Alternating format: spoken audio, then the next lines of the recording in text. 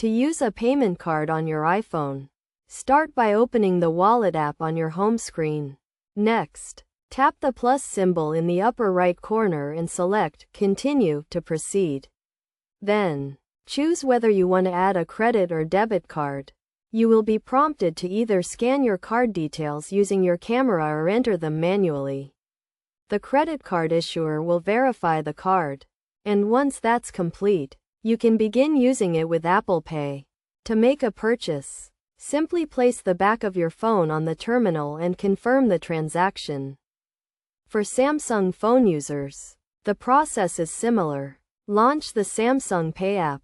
Select Menu, then Cards, and choose Add Card. From there, select Add Credit or Debit Card and follow the on-screen instructions, agreeing to the terms and conditions as you go. Once you've completed these steps, you can start making in-store purchases using your phone. Overall, using a payment card on your phone is a straightforward process that can be completed in just a few easy steps.